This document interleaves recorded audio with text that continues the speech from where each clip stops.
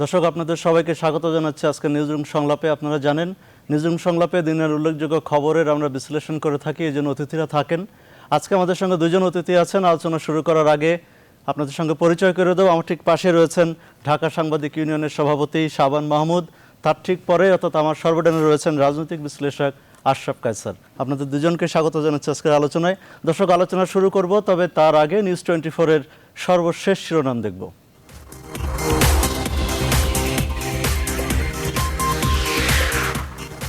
কাতারের সাথে সম্পর্ক ছিন্ন করল সৌদি আরব সহ 7 আরব দেশ, সংকটে মধ্যপ্রাচ্য। বাবা মা হত্যার দায়ে মৃত্যুর বদলে আমৃত্যু কারাদণ্ড ঐশীর, রায়ের বিরুদ্ধে আপিল করবে দুপক্ষই। কিডনি হাসপাতাল আইসিইউ না থাকায় বাঁচল না রোজিনা, রাতে থাকে না ডাক্তার নার্স কর্মচারী। চিড়ামুড়ি কারখানায় ব্যবহার করা হচ্ছে রং আর ক্ষতিকর কেমিক্যাল, যৌথ টাস্কফোর্স গঠনের দাবি।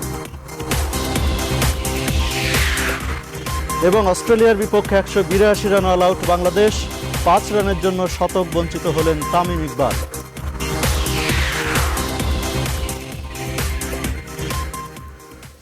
দর্শক, নিউজ 24-এর সর্বশেষ শিরোনামগুলো দেখছিলাম। এবার অন্যান্য টেলিভিশনের সংবাদ শিরোনামগুলো দেখব। কারণে মৃত্যুদণ্ড কমিয়ে ঐশীর যাবজ্জীবন সাজা।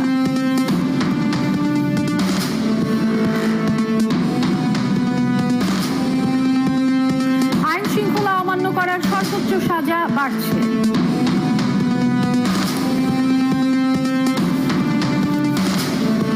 জুন থেকে গ্যাসের বাড়তি দাম আদায়ে বাড়ছে।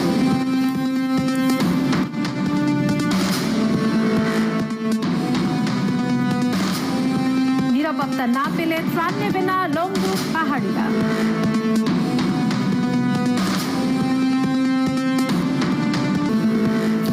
স্বর্ণ জব্দের পর 5 শোরুম খুলেনি আপন জুয়েলার্স।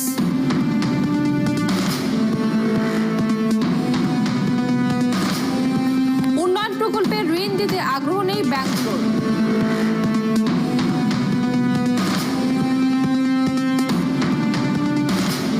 বাজেটে কিছুই দেখছে না চট্টগ্রাম স্টক চেঞ্জ।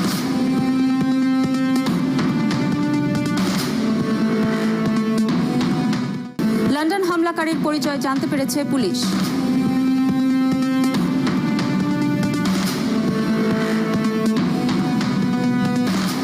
যুক্তরাষ্ট্রের ফ্লোরিডায় গোলাগুলিতে বেশ কয়েকজন নিহত।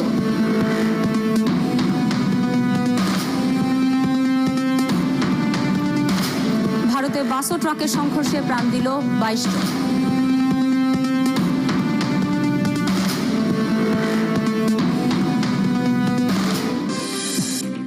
এ মাস থেকেই দ্বিতীয় দফায় কার্যকর হওয়া গ্যাসের দাম বাড়ানোর সিদ্ধান্ত আপিল বিভাগে বহাল। বাড়তি টাকা গুনেও রোজায় দুর্ভোগে গ্রাহকরা।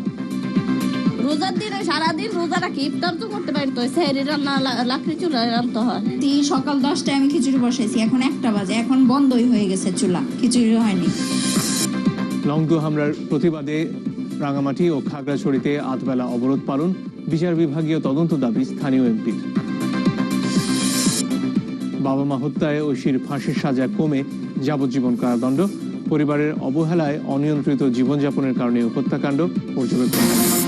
বাবা মা হত্যা, ঐশীর মৃত্যুদণ্ড কমিয়ে যাবজ্জীবন।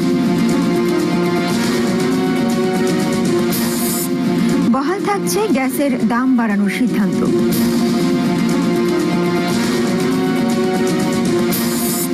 রাজপথ অবরোধে শাস্তি বাড়ছে।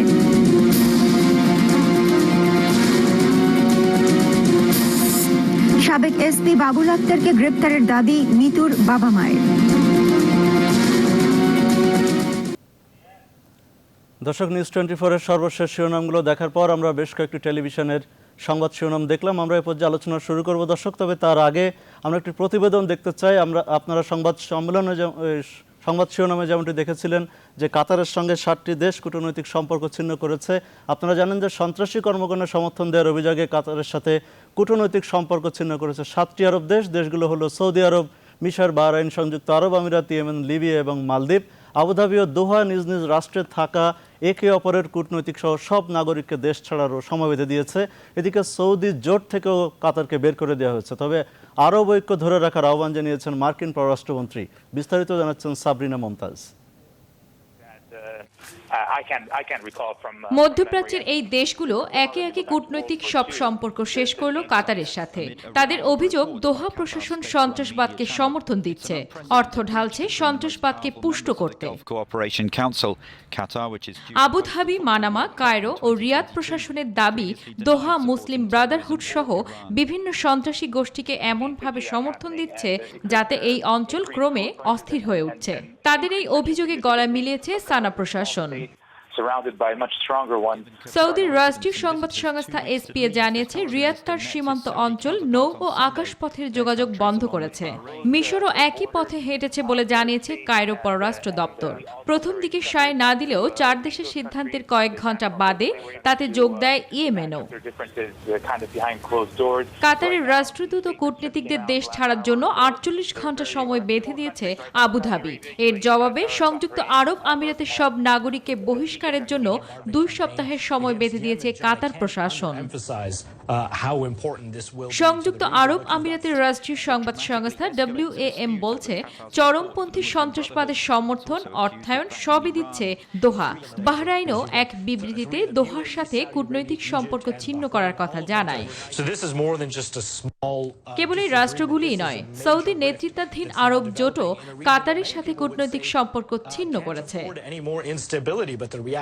তবে মধ্যপ্রাচ্য ওই রাষ্ট্রগুলোর এই সিদ্ধান্তকে অযৌক্তিক উল্লেখ করে তাদের বিরুদ্ধে আনা অভিযোগ অস্বীকার করেছে কাতার।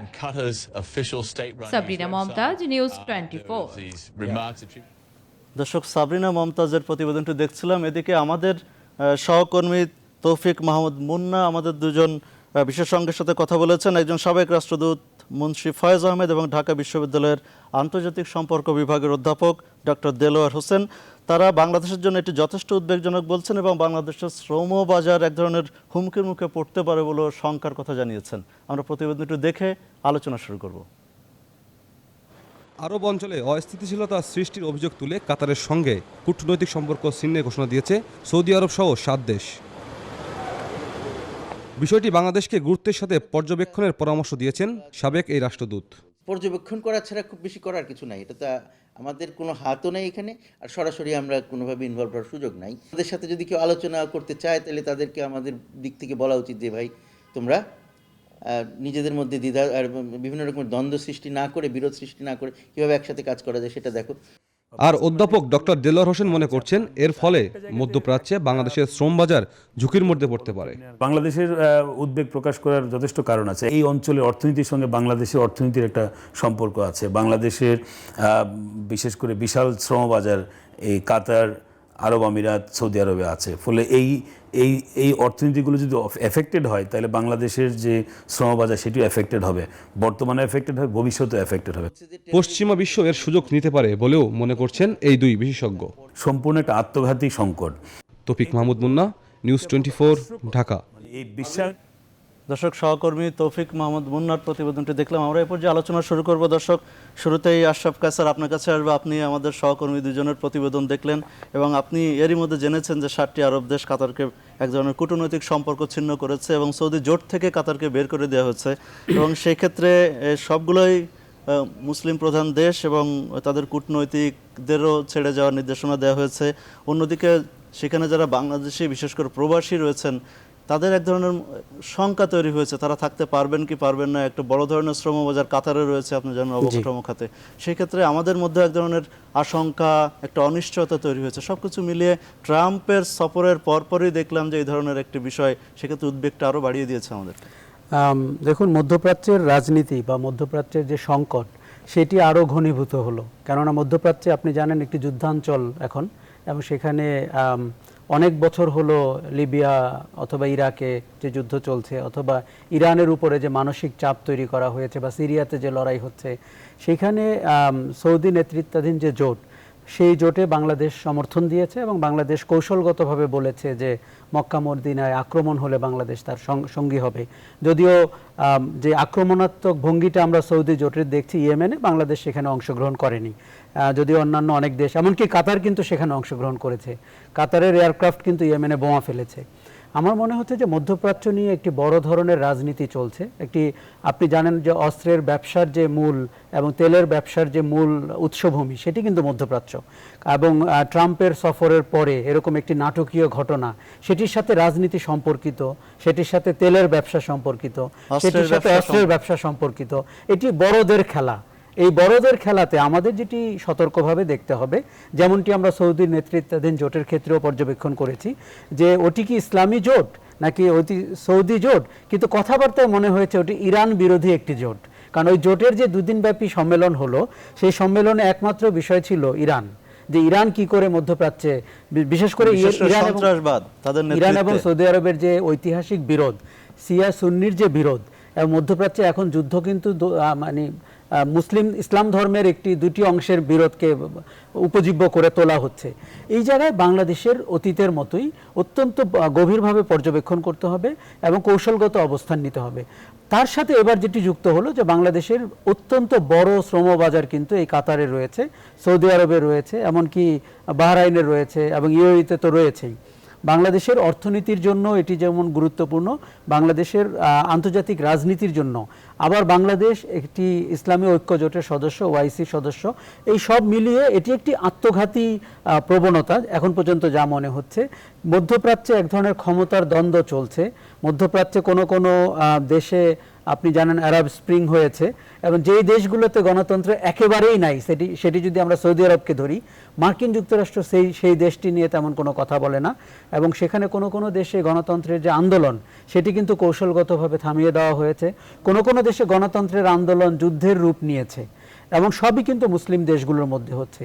কাজে আমি বলবো যে আপনি যদি এটিকে ইসলামিক পয়েন্ট অফ ভিউ থেকে দেখেন, সেটি একটি আত্মঘাতী প্রবণতা গত 2 দশক ধরে বা 1.5 দশক ধরে আমরা দেখছি। কিন্তু এখন এই দেশগুলোর অভ্যন্তরীণ যে ক্রন্দল, এমনকি প্রায় 48 ঘন্টার মধ্যে পরিস্থিতি যেভাবে নাটকীয় মোড় নিচ্ছে, যে কাতারকে সৌদি নেতৃত্বাধীন জোট থেকে বের করে দেওয়া এবং তাকে বয়কট করা দেশের সংখ্যা প্রতি ঘন্টায় বাড়ছে, এই সময়টিতে আমাদের পর্যবেক্ষণ করা ছাড়া এবং পরবর্তীতে কৌশলগতভাবে সঠিক সিদ্ধান্ত নেওয়া ছাড়া খুব বেশি আমাদের হয়তো করণীয় নেই। আমরা এই পর্যায়ে একটু কাতারে আমাদের সেখানকার প্রবাসী বাংলাদেশিদের কমিউনিটির একজন নেতা রয়েছেন আতিকুল মাওলা লিঠু, তার সঙ্গে আমরা যোগাযোগ স্থাপন করেছি। দর্শক, আমরা আতিকুল মাওলা মিঠুর সঙ্গে সেখানকার সার্বিক পরিস্থিতি জানার চেষ্টা করব। মিঠু, আপনি নিশ্চয়ই আমাকে শুনতে পাচ্ছেন। আমরা সৌদি জোট যে বহিষ্কার করেছে কাতারকে, এবং কাতারে বাংলাদেশি প্রবাসীদেরও অনেকেই কর্মরত রয়েছেন, সেখান থেকে বড় অঙ্কের রেমিটেন্স তারা বাংলাদেশে পাঠান, এবং সেক্ষেত্রে তাদের মধ্যে কি কোনো ধরনের দুশ্চিন্তা বা শঙ্কা তৈরি হয়েছে কিনা? আমরা একটি বিষয় জানতে পেরেছি যে প্রবাসীদের দেশ ছাড়ার ব্যাপারে একটা ধরনের পাল্টাপাল্টি বিরোধ সেখানকার অভ্যন্তরীণভাবে চলছে। জি, এখানে আপনারা ইতিমধ্যে বাংলাদেশে বিভিন্ন পত্রপত্রিকা কিংবা সংবাদ মাধ্যমে আসছে, আপনারা জানেন যে কাতারের সাথে মধ্যপ্রাচ্যের সৌদি আরব, ইউএই এবং বাহরাইন সহ বেশ কয়েকটি দেশ কূটনৈতিক সম্পর্ক ছিন্ন করে নিয়েছে। এখন এই নিয়ে এখানকার শ্রমিকদের তথা বাংলাদেশি প্রবাসী সহ বিভিন্ন প্রবাসীদের বিভিন্ন উদ্বেগ, উৎকণ্ঠা, বিভিন্ন রকমের চিন্তা চেতনা ওদের ভিতরে কাজ করছে। আজকে সন্ধ্যা ইফতারের পূর্বে আমরা দেখতে পেলাম অনেকেই অনেক রকমের কথাবার্তা বলছে। আসলে কথা হচ্ছে, আপনারা জানেন, আমরা যদি ইরাক কুয়েতের দিকে তাকাই, যে ইতিপূর্বে ইরাক কুয়েতে যে যুদ্ধটা হয়েছিল সেটাও পাশ্চাত্যের একটি ষড়যন্ত্র ছিল অনেকটা। কারণ আমরা জানি এই আরব গালফের যে দেশগুলো আছে, কাতার, সৌদি আরব, বাহরাইন, ইরাক, ইরান, এই জাতীয় দেশগুলো গ্যাস বা বিভিন্নভাবে সমৃদ্ধশালী, এবং কাতার 2022 সালে বিশ্বকাপ ফুটবল খেলাকে নিয়ে বিভিন্ন রকমের কর্মকাণ্ড শুরু করেছে। যেমন কাতারে উন্নয়নের কাজ হচ্ছে, ব্যাপক উন্নয়নের কাজ হচ্ছে। আমার কেন যেন মনে হচ্ছে এটাতে ঈর্ষান্বিত হয়ে একটি মহল চক্রান্ত করছে মুসলিম জাহানদের উপরে। সৌদি আরব এবং দুবাই সহ ওরা বলছেন যে কাতার বিভিন্ন সন্ত্রাসী গ্রুপ তথা আইএস সহকারে বিভিন্ন সন্ত্রাসী গ্রুপ আইএস সহ অন্যান্য সংগঠনকে ওরা রসদ যোগাচ্ছে এই কথা বলে কাতারের সাথে ওদের সম্পর্ক কূটনৈতিক সম্পন্ন বিচ্ছিন্ন করছে। এ নিয়ে কোনো রকম হতাশ হওয়ার কিছু নেই। আমার মনে হচ্ছে কাতার অচিরেই একটি সুন্দর সুষ্ঠু সমাধানে আসবেন, এদের সাথে আরবি ইউনিয়ন সবার সাথে বসে একটা সমাধানের মধ্যে আসবেন এবং যথাযথ কাতারের কর্মকাণ্ড ওরা চালিয়ে যাবেন। আর মেন কথা যেটা আমি বাংলাদেশি প্রবাসীদেরকে বলতে চাচ্ছি, আপনারা কেউ হতাশ হবেন না। কাতারে বর্তমানে অনেক কাজ হচ্ছে যে যা 2022 সালে ফুটবল বিশ্বকাপকে ঘিরে কাতারে অনেক উন্নয়নমূলক কাজ হচ্ছে। অতএব কাতারে বর্তমানে যে পরিমাণ শ্রমিক আছে তার চেয়ে আরো দ্বিগুণ শ্রমিক কাতারের প্রয়োজন যদি 2022 সালে ফুটবল খেলা এখানে অনুষ্ঠিত হয় এবং ওরা যদি যেই প্রজেক্টগুলো হাতে নিয়েছেন এগুলো সম্পূর্ণ যদি করতে চান 2022 সালের পূর্বে, তাহলে অনেক শ্রমিকের প্রয়োজন আছে। এখন আমরা যে পরিমাণ শ্রমিক বাংলাদেশ সহ বিভিন্ন দেশের শ্রমিক আছে, এই শ্রমিক দিয়ে কাজ সম্পূর্ণ করা সম্ভব নয়। এই জন্য কেউ যেন কোনো রকম হতাশ না হন, কোনো প্রকার চিন্তায় মগ্ন না হন। আমি সবার প্রতি অনুরোধ করছি, কাতার অচিরে এই সমস্যার সমাধান কাটিয়ে উঠতে পারবেন, এই বিশ্বাস রাখি আমি। আপনি আমাদের সঙ্গে এত রাতে যোগ দিয়েছেন, বিশেষ করে বাংলাদেশ সময় এখন মাঝরাত। দর্শক, এ পর্যায়ে আমরা শাবান মাহমুদ আপনার কাছে আসবো। আমাদের একজন বাংলাদেশি কমিউনিটির নেতা আতিকুল মাওলা লিটু, উনি তার পর্যবেক্ষণ জানাচ্ছিলেন এবং বলছিলেন যে 2022 সালের বিশ্বকাপকে কেন্দ্র করে এখানে একটু উন্নয়ন কর্মযজ্ঞ চলছে, সেখানে অনেক শ্রমিকের দরকার, সেখানে বাংলাদেশের শ্রমিকরা রয়েছেন, তাদের দেশ ত্যাগের যে সংখ্যার কথা আমরা বলছিলাম সেটি না, এবং পাশাপাশি আরেকটি বিষয় আসার কথা শুনিয়েছেন যে খুব শিগগিরই কাতার এই সংকট কাটিয়ে উঠবে। আপনাকে ধন্যবাদ। আমি আশরাফ কায়সার ভাইয়ের ওই জায়গা থেকে শুরু করতে চাই যে আরব বসন্তের যে একটি আমরা মধ্যপ্রাচ্য দেশগুলোতে যে একটি সুবাতাস আমরা দেখেছিলাম এবং আরব বিশ্বে গণতন্ত্রের যে উত্তরণের একটি সম্ভাবনা জেগেছিল, সেই জায়গায় এই কাতারের ঘটনাটাকে ঘিরে একটি নতুন সংকট তৈরি হতে পারে। এবং আশরাফ ভাই যথার্থই বলেছেন, ওই দেশগুলোর গণতান্ত্রিক চেহারা, গণতান্ত্রিক বৈশিষ্ট্য এবং তাদের গণতান্ত্রিক কর্মকৌশল আমাদের দেশের সঙ্গে বা আমাদের এই বিশ্বব্যাপী গণতন্ত্রের যে সংজ্ঞা, সেই সংজ্ঞা থেকে একটু পৃথক। তারা নিজস্ব সংস্কৃতি গড়ে তুলেছে গণতন্ত্রের কথা বলছে, আবার সেখানে কিন্তু আমরা সাম্প্রদায়িকতার বিষবাষ্প দেখছি। এমনকি শিয়া সুন্নিকে ঘিরেও কিন্তু সেখানে অনেক হত্যাকাণ্ডের শিকার হচ্ছে অনেকে। এই যে বৈষম্য, যেটি বাংলাদেশ দিয়েই তুলনা করি, যে এখানে কিন্তু শিয়া সুন্নিকে ঘিরে কিন্তু ওই ধরনের প্রকট সংকট বা সাংঘর্ষিক পরিস্থিতি বা হত্যাকাণ্ডের ঘটনা কিন্তু ঘটেনি। কাজেই তেল সমৃদ্ধ এই দেশগুলোতে শুরু থেকেই যুক্তরাষ্ট্রের তাদের স্বার্থকেন্দ্রিক একটি সম্পর্ক ছিল এবং সৌদি আরবকে আমরা মুসলিম বিশ্বের অন্যতম প্রধান দেশ হিসেবে বিবেচনায় রাখলেও আমরা দেখেছি যে সারা বিশ্বে মুসলিম উম্মার বিরুদ্ধে যুক্তরাষ্ট্র থেকে যে ধরনের নীল নকশা প্রণয়ন হয় এবং যুক্তরাষ্ট্রের ব্লুপ্রিন্ট অনুযায়ী আমাদের মুসলিম বিশ্বে যেভাবে রক্ত ঝরেছে, সেখানে কিন্তু কখনো সৌদি আরব আক্রমণের শিকার হয়নি। সৌদি পরোক্ষভাবে অথবা প্রত্যক্ষভাবেই এই তেল বাণিজ্য, অস্ত্র বাণিজ্য, অস্ত্র চুক্তি, অস্ত্র বেচাকেনাকে ঘিরে যুক্তরাষ্ট্রের সঙ্গে একটি অন্যরকম সখ্য গড়ে তুলে আমাদের মুসলিম বিশ্বে এক ধরনের অস্থিরতা তৈরিতে সৌদিও কিন্তু যুক্তরাষ্ট্রের এজেন্ট হিসেবে কাজ করে আসছে, যেটি অত্যন্ত উদ্বেগজনক। কাতারের এই সাম্প্রতিক পরিস্থিতি সাময়িকভাবে কূটনৈতিক সম্পর্ক বিচ্ছিন্ন হলে এর একটি সমাধান হয়তো হবে, আমাদের বাঙালি কমিউনিটির নেতা যেটি বলেছেন সেই জায়গায় আমি একমত। কিন্তু এটি যদি কোনো সুদূর প্রসারী চিন্তার জায়গা থেকে একটি এজেন্ট নিয়ে যুক্তরাষ্ট্র কোনো নেপথ্যে কলকাঠি নাড়তে চান, তাহলে এই সমস্যা বা এই সংকট দ্রুতই সমাধান হবে, সেটি কিন্তু আমি মনে করি না।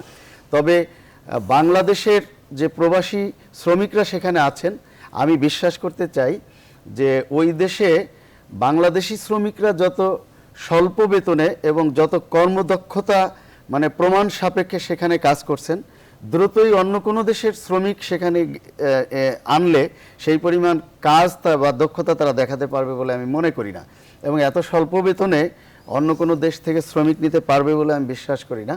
আর 2022 সালে যে ফুটবল টুর্নামেন্টের বিশ্বকাপ ফুটবল টুর্নামেন্টের কথা কাতারে কর্মসূচি রয়েছে বা আগে থেকেই নির্ধারিত রয়েছে, আমি এই বিষয়টিকেও মনে করি যে আন্তর্জাতিক পরিসরে বিশ্ব ক্রিকেট খেলা আর বিশ্ব ফুটবল খেলার মধ্যে কিন্তু অনেক ফারাক রয়েছে।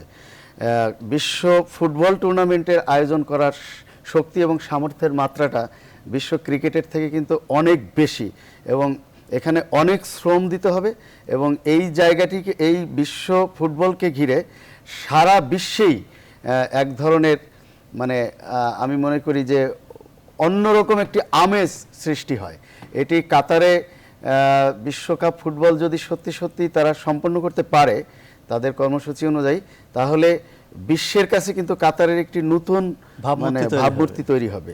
এবং কাতার অলরেডি অর্থনৈতিক কাঠামোর দিক থেকে বিবেচনা করলে কিন্তু সৌদির সঙ্গে প্রতিযোগিতা করার মতো পর্যায়ে চলে গেছে, এবং মধ্যপ্রাচ্যের যত উন্নত দেশ, ধনী দেশ আছে, কাতার কিন্তু তাদের মধ্যে অন্যতম। এখন কাতার যে ঈর্ষণীয় সাফল্য নিয়ে এগিয়ে যাচ্ছে, আমরা উদ্বেগের সঙ্গে দেখেছি যে মুসলিম বিশ্ব যখনই ইউনাইটেড হয় এবং মুসলিম বিশ্বে যখন অর্থনৈতিক গতি সামনের দিকে এগিয়ে যায় এবং মুসলিম বিশ্বে যখন শান্তির একটি হাওয়া বইতে শুরু করে, তখনই অদৃশ্য জায়গা থেকে অবশ্যই আমি মনে করি যে মুসলিম বিরোধী সম্প্রদায় বা গোষ্ঠী তারা কিন্তু মুসলিম সম্প্রদায়ের মধ্যে এক ধরনের অনৈক্য সৃষ্টির অপচেষ্টা অথবা পরিকল্পিতভাবে চেষ্টা চালায়। এই কাতারের সাম্প্রতিক পরিস্থিতি এবং এই কূটনৈতিক সম্পর্ক ছিন্ন করা এবং সৌদি জোট থেকে বের করে দেয়া, এবং আমি আবারও আশরাফ ভাইয়ের ওই বক্তব্যের সূত্র ধরে আমি বলতে চাই যে ট্রাম্পের সাম্প্রতিক সফরের পরপরই এই ধরনের নাটকীয়তা, আমরা যারা অ্যাটলিস্ট মানে রাজনীতি সচেতন অথবা বৈশ্বিক জ্ঞান মানে প্রাথমিক পর্যায়ের বৈশ্বিক জ্ঞান আমাদের আছে, তারা আমরা বুঝতে পারছি যে এর পেছনে কোত্থেকে কলকাঠি নাড়ছে।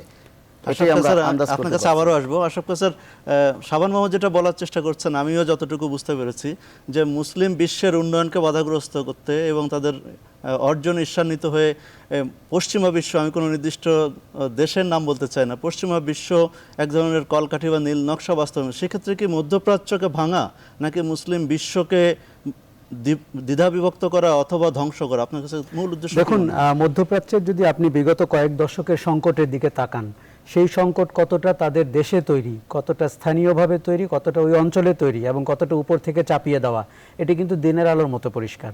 এখন লিবিয়া যেভাবে শাসিত হচ্ছিল, ইরাক যেভাবে হচ্ছিল, সিরিয়া যেভাবে হচ্ছিল, এখন তার জনগণ যেই গণতন্ত্রায়নের কথা বলছিল সেটি যুদ্ধের মাত্রায় রূপ নিবে নাকি সেটি একটি আন্দোলনের পর্যায়ে থামিয়ে দেওয়া হবে, এই কলকাঠি নাড়ানোগুলো কিন্তু আপনি দেখতে পাচ্ছেন যে পশ্চিমা বিশ্বের দেশগুলো এখন দারুণভাবে মধ্যপ্রাচ্যকে তাদের ব্যবসার ক্ষেত্র, রাজনীতির ক্ষেত্র, তেলের ক্ষেত্র, অস্ত্রের ক্ষেত্র হিসাবে দেখছে। আপনি দেখুন যে ডোনাল্ড ট্রাম্পের প্রথম সফরেই $110 বিলিয়ন অস্ত্র বিক্রির চুক্তি করেছেন। কাজেই আমরা ইন্টারেস্টটা, স্বার্থটা আসলে কি এবং তার কতটুকু মুসলিম অঞ্চলের জন্য তাদের মায়াকান্না আর কতটুকু তার অস্ত্র বিক্রির কৌশল, এই ফারাকটা কিন্তু আমাদের খুব দ্রুত করে ফেলতে হবে। এখন সেই অঞ্চল বা সেই জাতি বা সেই ধর্মীয় গোষ্ঠীকে আপনি দ্বিধাবিভক্ত করতে পারেন যার নিজেদের আত্মবিশ্বাসের অভাব রয়েছে, যার নিজেদের মধ্যে সমঝোতার অভাব রয়েছে, যার নিজেদের মধ্যে সম্পর্কের অবনতি হয়েছে। মধ্যপ্রাচ্যের শান্তি আমরা কামনা করি, কেননা মধ্যপ্রাচ্যে এখন যে অশান্তি আমরা দেখতে পাচ্ছি তার কিন্তু কোনো শেষ নেই। এবং আজকে পৃথিবীতে আপনি যদি শরণার্থীর চেহারাগুলোর দিকে একবার তাকান, সেই মানুষগুলো শরণার্থী হয়েছেন যারা একসময় পৃথিবীর সবচেয়ে ধনী অঞ্চলের, সবচেয়ে বনেদি অঞ্চলের, সবচাইতে ভাগ্যবান মানুষ হিসাবে আমরা যাদেরকে দেখতাম। কাজে বিশ্বের এরকম আপনি যদি মানবিকভাবে বিশ্বকে দেখতে চান তাহলে কিন্তু এই চেহারা আমরা দেখতে চাইনি, সেটি যে কারণেই হোক। আমার মনে হচ্ছে যে কাতারের এই ঘটনা, এটি নিশ্চিতভাবেই বাইরের ইন্ধন রয়েছে, একটি ভূ রাজনীতির কৌশল রয়েছে, অস্ত্র বিক্রির আলোচনা রয়েছে, এমনকি দ্বিধাবিভক্ত রাখার যে পুরনো কৌশল, যাতে ঐক্যটা না হয়, যাতে ওই অঞ্চলে শান্তি বিরাজ না করে, যাতে কোনো না কোনো, আপনি দেখুন বর্তমানে পৃথিবীতে তিনটি দেশে বড় যুদ্ধ চলছে, কোথাও কোনো শান্তির ইঙ্গিত কিন্তু আমরা দেখতে পাচ্ছি না। আপনি আফগানিস্তানের দিকে তাকান, সিরিয়ার দিকে তাকান, ইরাকের দিকে তাকান। আমরা যখন আজকে ম্যানচেস্টারে বোমা হামলা হয়, আমরা 22 জন বা 20 জন মারা গেলে আমরা প্রতিনিয়ত দেখতে পাই বিশ্বের শোক বার্তা, কিন্তু মসুলে তো মানুষ মারা যাচ্ছে, আপনার বাগদাদে তো প্রতিদিন মানুষ মারা যাচ্ছে, কাবুলে তো মানুষ মারা যাচ্ছে। তাদের জীবনের দাম কোনো অংশে কি ম্যানচেস্টারে যারা মারা গেছে তাদের চেয়ে কম? কাজে পৃথিবী যে একচক্ষু হয়ে যাচ্ছে, এটি কিন্তু মানবতার জন্য এটা খুব ভালো লক্ষণ না। আমরা কিন্তু ধরে নিয়েছি যে এই শহরগুলোতে, এই দেশগুলোতে হত্যা হবে প্রতিদিনের একটি নিয়ম মাফিক রুটিন।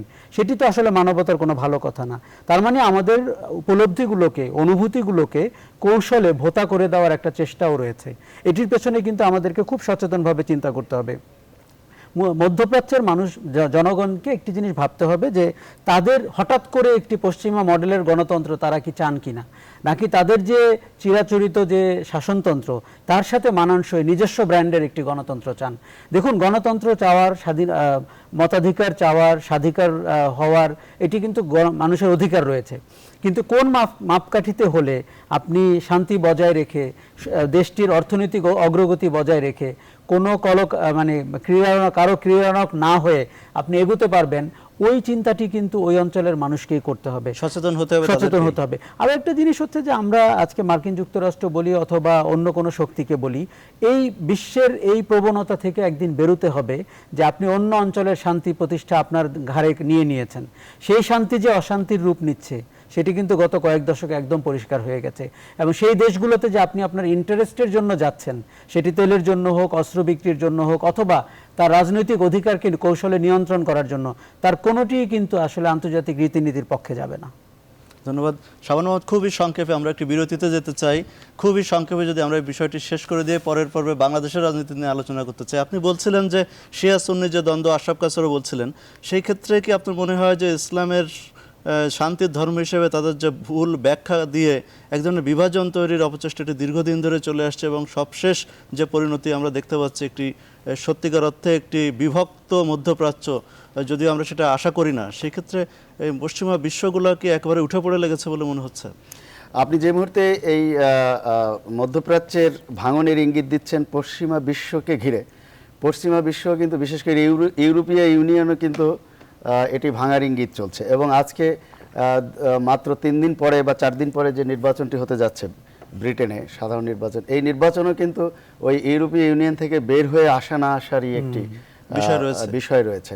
কাজেই অস্থিরতা কিন্তু শুধু মধ্যপ্রাচ্যে না, পশ্চিমা বিশ্বেও কিন্তু অস্থিরতা আছে। এবং ইউরোপীয় ইউনিয়ন প্যারিসে, এবার ফ্রান্সে যদি যিনি নির্বাচিত হলেন প্রেসিডেন্ট হিসেবে, তিনি যদি না আসতেন তাহলে তো ভাঙনের ইঙ্গিতটি আরো জোরালো হতো। যদিও ওটাকে বলছে ফ্রেক্সিট, যে ফ্রান্সও আশরাফ ভাই সরকার এবং রাজনীতি বিভাগের ছাত্র ছিলেন এবং আশরাফ ভাই কিন্তু বিশ্ব রাজনীতিটা আমার থেকে ভালো বুঝেন, আমি অকপটে স্বীকার করি। ইউরোপীয় ইউনিয়নও কিন্তু এক ধরনের চ্যালেঞ্জের মধ্যে কিন্তু আছে। শুধুমাত্র শিয়া সুন্নি দ্বন্দ্বর যে ইউরোপীয় ইউনিয়ন বা পশ্চিমা বিশ্বের যে ইন্ধন রয়েছে এবং তাকে ঘিরেই যে এই শিয়া সুন্নির দ্বন্দ্বটা প্রকট হচ্ছে তা নয়। এটি আসলে আমি মনে করি যে ধর্মীয় শিক্ষার এক ধরনের ঘাটতি রয়েছে। ধর্মটা কি এবং ইসলাম কি সেটি পূর্ণতা হয়তো ওই যারা এই দ্বন্দ্বে লিপ্ত তারা প্রকৃত ইসলাম সম্পর্কেই আমার মনে হয় না যে তাদের সম্যক ধারণা আছে। এটি ঐতিহাসিকগতভাবে, ঐতিহ্যগতভাবেই এই দ্বন্দ্ব চলে আসছে এবং হয়তো যুগ যুগ ধরে এই দ্বন্দ্ব চলবে। এই জায়গায় বিশ্বের অন্য কোনো মহলকে বা অদৃশ্য কোনো গোষ্ঠীকে দায়ী করে লাভ হবে না। কিন্তু সাম্প্রতিক সময়ে কাতার এই চলমান ঘটনায় এবং ট্রাম্পের অস্ত্র চুক্তি, $110 বিলিয়ন যে অস্ত্র চুক্তি, তার প্রথম যে সফরটি সৌদি, পাকিস্তানে অস্থিরতা, আপনি তো 3টি দেশের কথা বলছেন, পাকিস্তানও কিন্তু প্রায় ওই জায়গায় অস্থিরতা চলছে। তা আমি মনে করি যে সত্যিকার অর্থে মুসলিম বিশ্বের অস্থিরতার জন্য প্রধানত দায়ী আমাদের মুসলমানরাই। এবং এই যে আমাদের নিজেদের মধ্যে বিভক্তি, দ্বন্দ্ব, সংঘাত, এটিকে আসলে ক্যাপিটালাইজ করার চেষ্টা করছে বাইরের প্রভাবশালী দেশগুলো, বিশ্ব মোড়লরা। আমিও নাম মেনশন করতে চাই না, তবে পার্টিকুলারলি যদি যুক্তরাষ্ট্রের নাম প্রসঙ্গক্রমে চলে আসে সেটি অযৌক্তিক হবে না। ধন্যবাদ। এ পর্যায়ে আমরা একটি বিরতি নিয়ে অন্যান্য বিষয় নিয়ে আলোচনা করতে চাই। দর্শক, নিউজরুম সংলাপের এ পর্যায়ে একটি বিরতি নেব, আমাদের সঙ্গে থাকবেন, আমি শিগগিরই ফিরছি।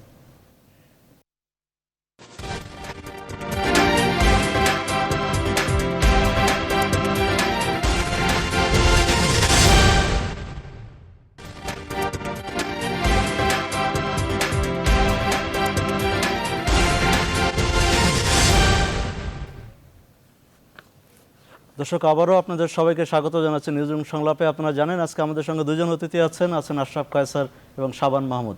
দর্শক, আপনারা জানেন রমজান চলছে, এই উপলক্ষে নিত্যপণ্যের দাম বেড়েছে এবং ভেজাল পণ্যের বাজারে সয়লাব এবং সামনে ঈদকে সামনে রেখেই এক ধরনের অসাধু ব্যবসায়ী এই ভেজাল পণ্য তৈরির সঙ্গে জড়িত রয়েছে। আমাদের সহকর্মী ফখরুল ইসলাম একটি প্রতিবেদন তৈরি করেছেন। সেক্ষেত্রে রাসায়নিক প্রক্রিয়াজাত চাল নিয়েই তৈরি হচ্ছে মুড়ি এবং চিড়াকে সাদা এবং রঙিন করতে ব্যবহার করা হচ্ছে রং এবং ক্ষতিকর কেমিক্যাল। দিন দুপুরে এমন সব কারসাজি চলছে শ্যামপুর সহ রাজধানীর বিভিন্ন এলাকায়। সহকর্মী ইব্রাহিম আজনবীর ক্যামেরায় সহকর্মী ফখরুল ইসলাম প্রতিবেদন তৈরি করেছেন এবং শিরোনাম দিয়েছেন ভেজালের স্বর্গরাজ্য। প্রতিবেদনটি দেখে আমরা আলোচনা শুরু করব।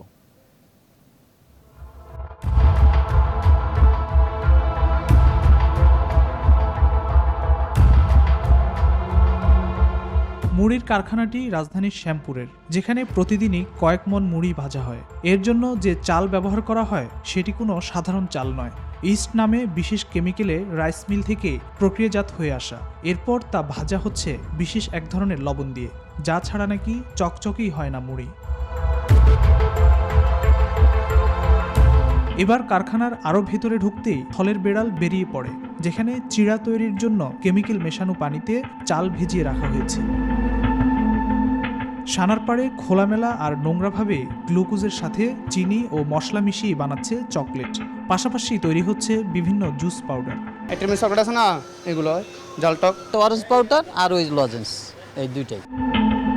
রাজধানীর সানারপাড়ের আরেকটি বাসা চর্বি, পাম অয়েল আর নির্দিষ্ট ফ্লেভারের সাথে শিল্প কারখানার রং মিশিয়ে বানাচ্ছে ক্রিম ও ডালডা, যা দিয়ে তৈরি হচ্ছে জনপ্রিয় আইসক্রিম, কেক, বিস্কিট। প্রথমে পাম অয়েল ডালে এখানে, তারপর ডালটা ডালতে হালকা একটু কালার দেয়, সেন্ট দেয়, এটাই আর বরফ দেয়। রংদানাগুলো সবগুলো মিক্স করে ক্রিমটা তৈরি হয়। বিশেষজ্ঞরা চান খাদ্যে ভেজাল বন্ধে গঠন করা হোক যৌথ টাস্ক ফোর্স। সত্যি সত্যি স্বাস্থ্যকর খাবার চান, তাহলে অসাধু ব্যবসায়ীকে যেমন ঠেকানো দরকার, সরকার যেমন তাদের বিরুদ্ধে ব্যবস্থা নেবে, একই সঙ্গে আমরা ভোক্তাদেরও দুইটা কাজ করতে হবে। একটা হলো নিজের রুচিকে উন্নত করা, একই সঙ্গে আমার এই যে সব প্র্যাকটিসগুলো, যে আমি খোলা খাবার কিনি কেন। নিয়ন্ত্রণকারী কর্তৃপক্ষ বিএসটিআই ভেজাল খাদ্য প্রতিরোধে জোরালো উদ্যোগ নিক, এই দাবি ভোক্তাদের। ফখরুল ইসলাম, নিউজ 24, ঢাকা। দর্শক, আমরা আসলে কি খাচ্ছি তার একটি সচিত্র প্রতিবেদন আমাদের সহকর্মী ফখরুল ইসলাম তুলে নিয়ে এসেছেন ক্যামেরার চোখে। আমাদের সহকর্মী এই মুহূর্তে নিউজ রুমে আছেন, আমাদের অতিথিদের সঙ্গে এইসব বিষয় নিয়ে আলোচনা হবে। সহকর্মী ফখরুল ইসলাম আমাদের সঙ্গে যোগ দেবেন। সেই ক্ষেত্রে ফখরুল ইসলাম, আপনাকে স্বাগত জানাচ্ছি নিউজ রুম সংলাপে। আশরাফ কায়সার, আপনি প্রতিবেদনটি দেখলেন এবং আমাদের সহকর্মী নিউজ রুমে আছেন এবং এই প্রতিবেদনটি এই নিয়ে তৃতীয় পর্ব, আরও কয়েকটি পর্ব তার হাতে রয়েছে। আমরা সামনে ঈদকে কেন্দ্র করে একজন অসাধু চক্র কিভাবে ব্র্যান্ডের পণ্যগুলোকে নকল পণ্য হিসেবে বিষাক্ত কেমিক্যাল রং মিশিয়ে আমাদেরকে মৃত্যুর মুখে ঠেলে দিচ্ছে, তার সচিত্র প্রতিবেদন দেখলেন। আমরা নিয়মিতভাবে এটি প্রচার করছি জনগণকে সচেতন করার ক্ষেত্রে আসলে আমরা কি খাচ্ছি। সহকর্মী ফখরুল ইসলাম বার্তা কক্ষে রয়েছেন, আপনাদের প্রশ্ন থাকলে আপনারা সরাসরি এই বিষয়টা নিয়ে অভিজ্ঞতা বিনিময় করতে পারেন। ফখরুল, আপনার কাছে আমি জানতে চাচ্ছি যে আপনি কি বিএসটিআই এর কারো মতামত নিয়েছেন? মানে এই যে আমরা দেখলাম যে জীবনের জন্য হুমকি স্বরূপ এরকম একটি খাদ্য প্রক্রিয়া সেই মাসে হচ্ছে এবং সেই মাসে আমরা সবচেয়ে বেশি খবর পাই, যেই মাসে আসলে আমাদের ধর্মীয় কারণে হলো খারাপ কাজ থেকে বিরত থাকার কথা। কাজে বিএসটিআই তাদের তৎপরতা কি করছে, নাকি আমরা এক ধরনের পোশাকি তৎপরতা দেখি এই মাসেও? আপনার কি মনে হয়? না, আসলে আপনি ঠিকই বলছেন যে এখন আসলে রমজান মাস এবং রমজান মাসের যে খাদ্যের উপর খুব বেশি গুরুত্ব দেওয়া হয়, আর এই রমজান মাসকে ঘিরে আসলে দেখা গেছে যে সেমাই, তারপর মিষ্টি, অথবা আমরা রোজার পরে যে আমরা যে ট্যাং অথবা বিভিন্ন যে সফট ড্রিঙ্কস পাউডারগুলি আমরা নিজেদের প্রশান্তির জন্য খেয়ে থাকি, এইসব বিষয়গুলো, এইসব খাদ্যগুলো বেশি গুরুত্ব দিয়ে থাকি।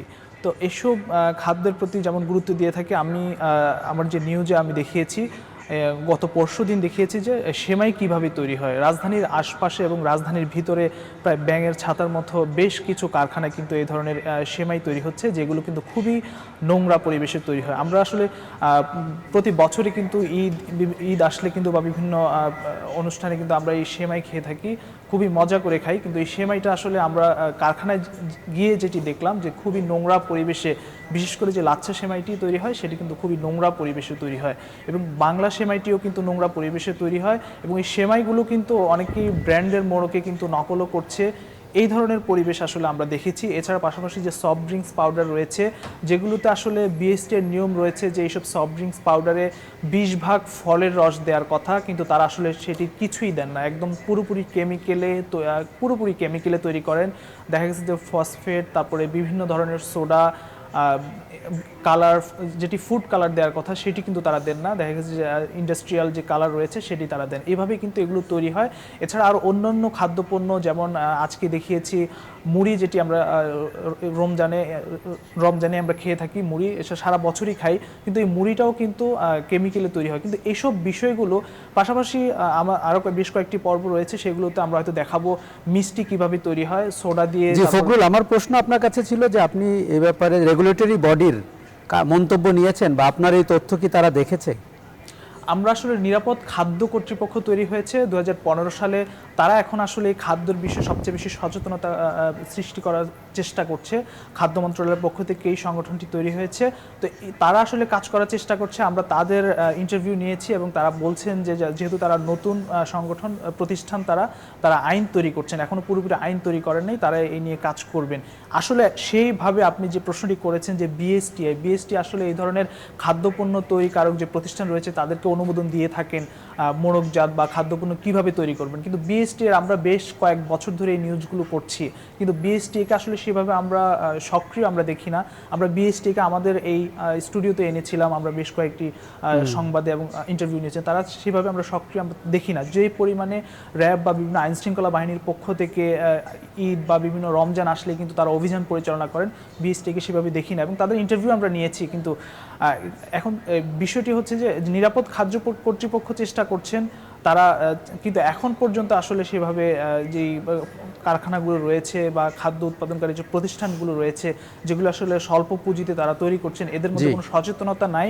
এবং বিশেষজ্ঞরা যেটি বলছেন যে সাধারণ মানুষকে আসলে এক্ষেত্রে এগিয়ে আসতে হবে, আর মূল দায়িত্বটি আসলে আপনি যে বিএসটি এর কথা বলছেন তাদেরকেই নিতে হবে এবং নিরাপদ খাদ্য কর্তৃপক্ষকে নিতে হবে। একটু আমাদের সঙ্গেই থাকবেন, আরেকজন অতিথি রয়েছেন, আপনি জানেন শাবান মাহমুদ, তিনিও নিশ্চয়ই আপনাকে কোনো প্রশ্ন করতে চান। শাবান মাহমুদ। ফখরুল, প্রথমেই আপনাকে আমি অভিনন্দন জানাবো এই ধরনের একটি অনুসন্ধানী প্রতিবেদন তুলে আনার জন্য। আমি আশরাফ ভাইয়ের সঙ্গে একটু সাপ্লিমেন্ট করতে চাই যে সার্ভিলেন্স টিম সরকারের পক্ষ থেকে, যেমন সিটি কর্পোরেশনের একটি স্বাস্থ্য বিভাগ আছে, আপনি সেই স্বাস্থ্য বিভাগের এই ব্যাপারে তাদের পর্যবেক্ষণ কি দেখেছেন, এবং আপনি নিজেই বললেন যে যেখানে অন্ততপক্ষে 20% জুস, পিওর জুস দেওয়ার কথা, সেখানে 0% আপনার পর্যবেক্ষণে আসছে। এই ধরনের পরিস্থিতিতে এই জুস যদি শিশুরা খায় বা পান করে, সেই ক্ষেত্রে কি প্রতিক্রিয়া হতে পারে তাদের শরীরে, সেজন্য কোনো চিকিৎসকের পরামর্শ আপনি নিয়েছেন কিনা? আর এই ধরনের পরিস্থিতিতে কিন্তু আমরা দেখি যে মিডিয়াতে যখন এগুলো ডিসক্লোজ হয় বা প্রকাশিত হয়, তখন কিন্তু আইন শৃঙ্খলা রক্ষাকারী বাহিনীর পক্ষ থেকে র্যাবও সেখানে এক ধরনের অনুসন্ধান চালায়।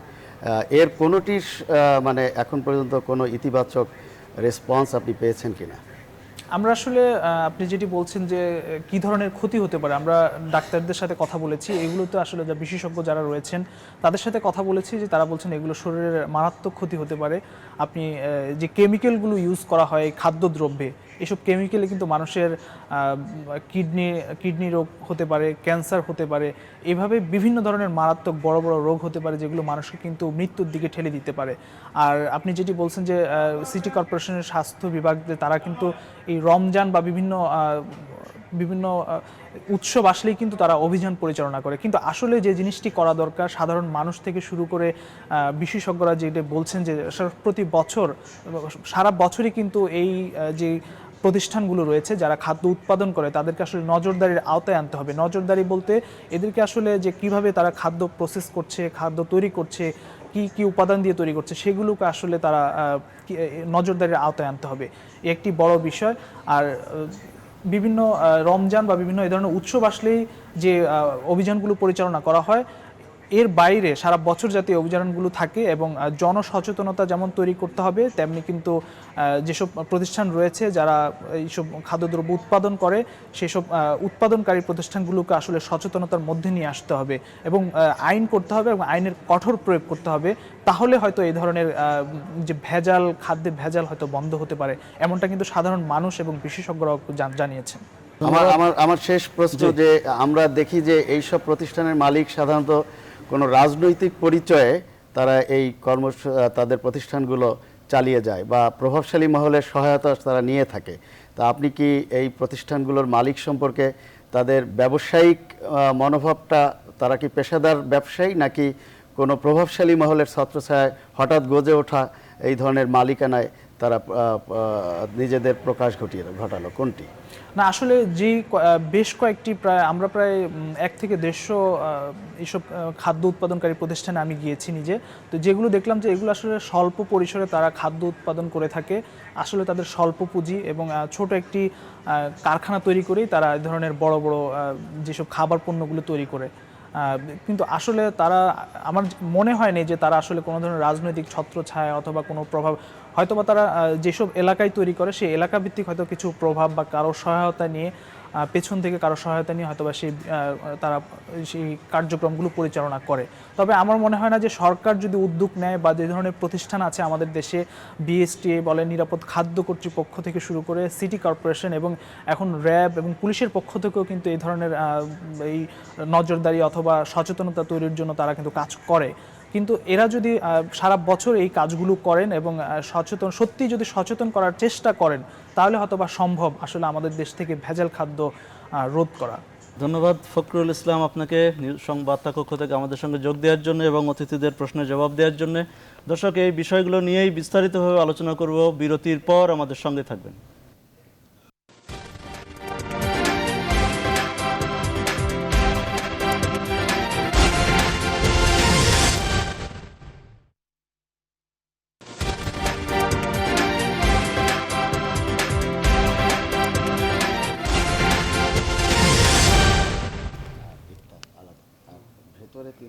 দর্শক, আবারও আপনাদের সবাইকে স্বাগত জানাচ্ছি নিউজ রুম সংলাপে। আপনারা জানেন আজকে আমাদের সঙ্গে দুজন অতিথি আছেন আশরাফ কায়সার এবং শাবান মাহমুদ।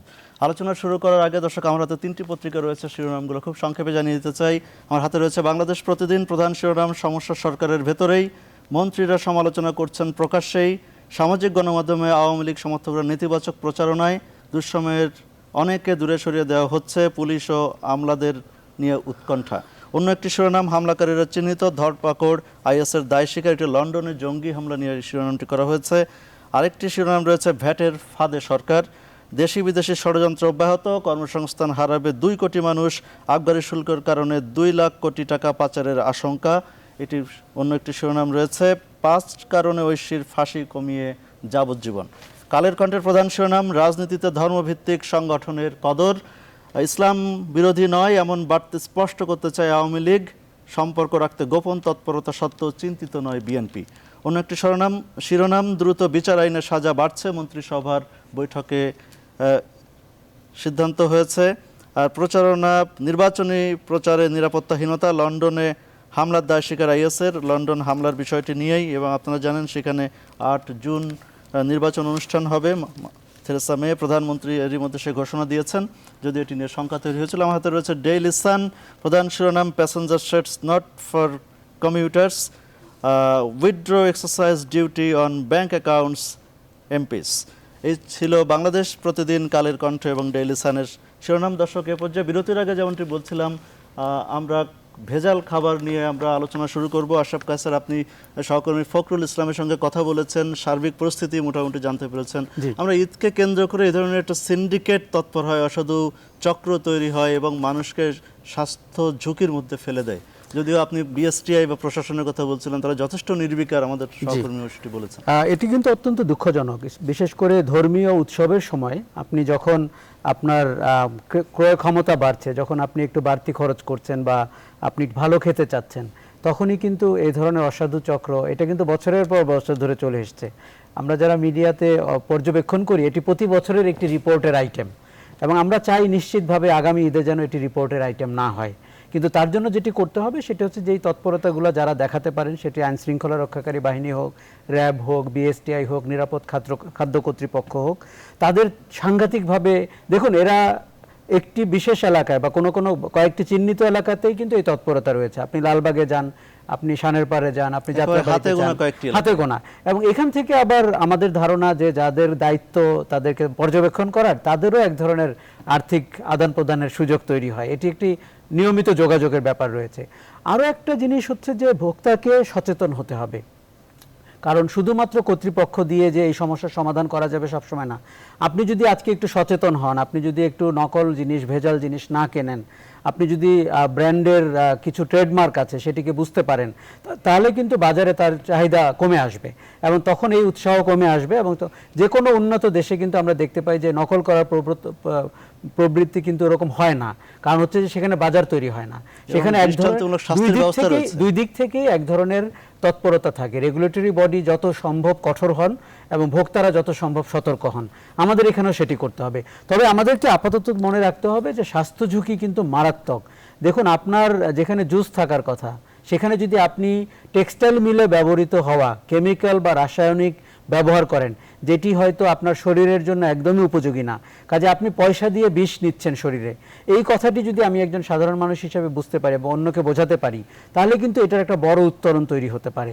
আপনি দেখুন যে একটি ভালো ফ্যাক্টরিতে যেই গুণগত মান নিশ্চিত করা হয় বা র মেটেরিয়ালস নিশ্চিত করা হয়, একটি হঠাৎ গজিয়ে ওঠা ফ্যাক্টরি হয়তো ঈদের সময় তৈরি হয়, তারপরে আবার সে বিলীন হয়ে যায়, হারিয়ে যায়, সে হয়তো অন্য কিছু করে। কাজেই তার হাতে তার তৈরি করা একটা খাবার আমি আমার শরীরে নিচ্ছি, এটার মতো এত বড় ঝুঁকি কিন্তু আর খুব কমই হয়। এই জিনিসটা আমাদের একটু মাথায় রাখতে হবে। শাবান মোহাম্মদ আশরাফ কাসার একটি কথা বেশ গুরুত্বের সঙ্গে বলেছেন যে গণমাধ্যমে আগামী ঈদে যেন এই ধরনের খবর আমরা প্রচার না করি। আমরা কিন্তু গণমাধ্যম কর্মী হিসেবে প্রচার করি, সাধারণ মানুষ যাতে সচেতন হয়, এই ধরনের পণ্য কেনা থেকে বিরত থাকে, মানুষ সচেতন হয়। কিন্তু তারপরেও কেন মানুষ সচেতন হয় না? আসলে অল্প দামে বিক্রি হয়, আবার অন্যদিকে প্রশাসনের তৎপরতা বা গাফিলতির অভিযোগ রয়েছে, সব পণ্য বাজারজাত হচ্ছে দিনে দুপুরে, এটিও একটি বিষয়। সবকিছু মিলে আপনার কি মনে হয়? আমার কাছে মনে হয় যে যারা এটি করছে তারা তাদের নৈতিকতার অবক্ষয়, মূল্যবোধের অবক্ষয় এবং হঠাৎ করে ধনী হওয়ার প্রবণতা, এবং এই ধনী হওয়ার প্রবণতার নেপথ্যে তাদেরকে সহযোগিতা করছে। আমি মনে করি যে সরকারের যে অর্গানগুলো আছে সেগুলো কঠোর হতে পারছে না। কঠোর হতে না পারার মূল কারণ হলো ওই আর্থিক আদান প্রদান। যদিও এটি ওপেন সিক্রেট, প্রমাণ সাপেক্ষ বিষয়, কিন্তু এটি আমাদের পারসেপশন এবং এই পারসেপশনটি 100% সত্য। অসৎ কর্মকর্তারা যদি এই বিষয়টিকে প্রশ্রয় না দেয়, কোনোভাবেই এই ধরনের অবৈধভাবে গড়ে ওঠা, স্বাস্থ্যের জন্য ক্ষতিকর, জীবনের জন্য হুমকি, এই ধরনের প্রতিষ্ঠান কন্টিনিউ করার কথা না, সাস্টেইন করার কথা না। It is absurd. এবং যেটি আশরাফ ভাই উন্নত বিশ্বের উন্নত রাষ্ট্রের একটি পরিসংখ্যান দিলেন যে সেই সব দেশগুলোতে এই ধরনের অভিযোগ পাওয়া গেলে কোনো প্রতিষ্ঠানের বিরুদ্ধে তার বিরুদ্ধে আইনগতভাবে কঠোর পদক্ষেপ নেওয়া হয়। শুধু আইনগতভাবে কঠোর পদক্ষেপই নেওয়া হয় না, আমি এমনও দেখেছি যে এই ধরনের প্রতিষ্ঠানগুলো তাৎক্ষণিকভাবে বন্ধ করে দেওয়া হয়, শাস্তির বিধানে শাস্তি দেওয়া হয়। আর নাগরিক সচেতনতার যেটি আপনি বলেছেন, এই জায়গায় আমাদের নাগরিক সচেতনতার ঘাটতি হচ্ছে সামগ্রিকভাবেই আমাদের শিক্ষার একটি ঘাটতির ফল, সামগ্রিকভাবেই আমাদের মানে যেটি বলছিলেন যে মিডিয়াতে আসার পরে যে অ্যাওয়ারনেস ক্রিয়েট হয় আমাদের নাগরিকদের মধ্যে, এই ধরনের গণমাধ্যমের ভূমিকাটাও এখানে আর একটু শক্তিশালী হওয়া দরকার বলে আমি মনে করি। আর নাগরিক সচেতনতা গড়ে ওঠার প্রবণতাটা কিন্তু এটিও কিন্তু জন্মগতভাবেই অর্জন করতে হয়। যেসব দেশে নাগরিকরা খুবই সচেতন, সেই সব দেশে কিন্তু আইন শৃঙ্খলা রক্ষাকারী বাহিনীর কাছ থেকে বা সেই সব জায়গায় সিস্টেম এস্টাবলিশড হয়েছে, সেই সব জায়গায় আইন শৃঙ্খলা রক্ষাকারী বাহিনীর কাছে যাওয়ার সঙ্গে সঙ্গে একটি প্রতিকার পাওয়া যায়, হ্যাঁ, এবং আইন শৃঙ্খলা রক্ষাকারী বাহিনীর পর্যবেক্ষণ অত্যন্ত শক্তিশালী হয়। সেই জায়গায়ও যে দুর্নীতি হয় না তা বলবো না, কিন্তু সেখানে কোনো কর্মকর্তার বিরুদ্ধে সরাসরি অভিযোগ করার মতো দুর্নীতি প্রমাণিত হলে তার বিরুদ্ধে কিন্তু ব্যবস্থা নেওয়া হয়। বাংলাদেশে এই জায়গায় শিথিল একটি ব্যবস্থা আমরা দেখে আসছি যুগ যুগ ধরে। এই অবস্থার সার্বিক পরিবর্তন না আসা পর্যন্ত এই ধরনের হঠাৎ করে গজে ওঠা, এই ধরনের স্বাস্থ্যের জন্য ক্ষতিকারক এবং জীবনের জন্য হুমকি, এই ধরনের প্রতিষ্ঠান এটি কোনো না কোনো ফর্মে চলতে থাকবে। ধন্যবাদ। এই পর্যায়ে আমরা একটু শেষের দিকে এবং রাজনীতি নিয়ে আসতে চাই। আপনি দেখলেন যে প্রধান 2 দল না 3 দল বা 3 জোট একেবারে এখন ইফতার কেন্দ্রিক রাজনীতির দিকে এগিয়েছে। রমজান মাস, সুতরাং সেখানে পবিত্রতা, ইবাদত, বন্দেগী সব কিছু চলছে, তার মধ্যেও এক ধরনের রাজনীতির খেলা, রাজনীতির চাল চলছে। সেই ক্ষেত্রে আপনার মনে হয় যে কৌশল জোটকে ঐক্যবদ্ধ রাখতে বা দলের প্রচারণার ক্ষেত্রে বেশ সক্রিয় ভূমিকা পালন করছে কিনা? দেখুন, যেহেতু সামনে একটি জাতীয় নির্বাচন এবং আমরা নিশ্চিতভাবে আশা করছি যে গত নির্বাচনটির মতো আগামী নির্বাচনটি হবে না, অবশ্যই হবে। এবং আমরা 15ই ফেব্রুয়ারিতে বিএনপির আমলে যে নির্বাচন হয়েছিল সেরকম নির্বাচনও বাংলাদেশে যেন আর না হয়। দেখুন, বাংলাদেশের মানুষ অত্যন্ত রাজনীতি সচেতন, তার কাছে ভোট দেওয়ার যে অধিকার সেটি অত্যন্ত গুরুত্বপূর্ণ। আমরা এমন রাজনীতি আশা করি, এমন নির্বাচন আশা করি যেখানে মানুষ তার মত প্রকাশের অধিকার রাখে, সেরকম যেন পরিস্থিতি থাকে এবং সেরকম যেন রাজনৈতিক দলগুলো পরিস্থিতি টিকিয়ে রাখে। এখন আমরা দেখতে পাই যে নির্বাচন ঘনিয়ে এলে, আপনি যেরকম ঈদ ঘনিয়ে এলে এক ধরনের ভেজাল দেখতে পান বিভিন্ন এলাকায়, নির্বাচন ঘনিয়ে এলেও আমরা রাজনীতিতে এক ধরনের তৎপরতা দেখতে পাই, কখনো কখনো একটু ভেজাল তৎপরতাও দেখতে পাই। দেখুন, জোটবদ্ধ রাজনীতির এই একটি ভেজালের একটি ক্ষেত্র তৈরি হয়। কীরকম সেটি হচ্ছে যে কোনো দল এককভাবে যখন সরকার গঠন করতে পারে না বা নির্বাচনের মুখোমুখি হতে চায় না, ভোটের অঙ্কে যখন তাকে সেটি হতে দেয় না, তখন কিন্তু বিভিন্ন ধরনের দলকে নিয়ে তার জোট করতে হয়। কোনো জোটে নাম সর্বস্ব দল থাকে, কোনো জোটে মতাদর্শের ভিন্নতা থাকে, এমনকি বিএনপি জামাতের মতো জোট তারা প্রায় বলে থাকেন, যদিও মানুষ বিশ্বাস করে না, যেটি আমাদের কৌশলগত জোটবদ্ধতা, আদর্শিক নয়। বিএনপিকে অনেক দ্রুতভাবে প্রমাণ করতে হবে যে একটি যুদ্ধাপরাধী দলের সাথে তাদের সম্পর্ক কি। বিএনপির গায়েও কিন্তু ওই অপরাধের অনেক কালিমা লিপ্ত অনেকভাবে। কেন কথাটি বলছি যে দেখুন, আমরা ইফতার কেন্দ্রিক তৎপরতার মূল সুরটি কিন্তু এরকম যে প্রস্তুতিটি হচ্ছে আগামী নির্বাচনের। বিএনপি বারবার বলছে যে একটি সহায়ক সরকার তারা চান, যদিও সহায়ক সরকারের ডেফিনেশন কি এটি বিএনপি নেতাদের কাছ থেকে আমরা পরিষ্কার হতে পারিনি। তবে আওয়ামী লীগকে নিশ্চিত করতে হবে যে এমন নির্বাচন কমিশন আমরা দেখতে চাইব যার একটি অংশগ্রহণমূলক নির্বাচনের পরিবেশ তৈরি করবেন, এবং সেটি মানুষ যেন ভোট দিয়ে যাকে ক্ষমতায় আনবেন সেরকম একটি পরিস্থিতি তৈরি হয়। ইফতার সেরকম একটি পরিস্থিতি তৈরি করেছে যেখানে আপনি অনেক মতাদর্শের মানুষকে এক প্ল্যাটফর্মে দেখতে পাচ্ছেন, বেশ কিছু ইস্যু আমাদের সামনে চলে আসছে। আমরা আশা করব এটি একটি ইতিবাচক দিকে যাবে এবং বাংলাদেশের যে আগামী নির্বাচন সেটি অত্যন্ত অংশগ্রহণমূলক। ধন্যবাদ আপনাকে। একটু সংক্ষেপে শাওন মাহমুদ, সবকিছু মিলিয়ে নির্বাচনের এই যে কৌশল, ইফতার কেন্দ্রিক কৌশল, আপনার কেমন লাগছে? এটি নতুন নয়। এই ইফতার কেন্দ্রিক যে রাজনৈতিক তৎপরতা, আমি এটিকে নির্বাচনী কৌশলের অংশ হিসেবে মনে করি না, রাজনৈতিক তৎপরতার অংশ হিসেবে মনে করি। এটি কিন্তু আমরা সাংবাদিকতা আসার শুরু থেকেই গত 30 বছর ধরে কিন্তু এটি দেখে আসছি যে ইফতার এলে সকল রাজনৈতিক দল, তারা তো প্রত্যেকটা রাজনৈতিক দল কিন্তু গণমানুষের সঙ্গে সম্পৃক্ততা ধরে রাখার চেষ্টা করে, অ্যাটলিস্ট যারা বিশ্বাস করে যে তাদের ক্ষমতায় যাওয়ার মূল ভিত্তি হচ্ছে এই দেশের জনগণ। কাজেই যেহেতু রমজান মাস, এই জায়গায় অন্যান্য মাসের মতো গতানুগতিক ধারায় যদি কর্মসূচি দেওয়া হয়, সেই কর্মসূচি কিন্তু পালিত হবে না, কারণ কর্মীরা ওই ধরনের কর্মসূচি প্রত্যাশা করে না। রমজান মাস একটি পবিত্র মাস এবং এই মাসে বাংলাদেশের শুধু নয়, সারা বিশ্বের যারা মুসলিম তারা কিন্তু এই মাসটিকে ধর্মীয় উৎসবের মাস হিসেবেই গণ্য করে।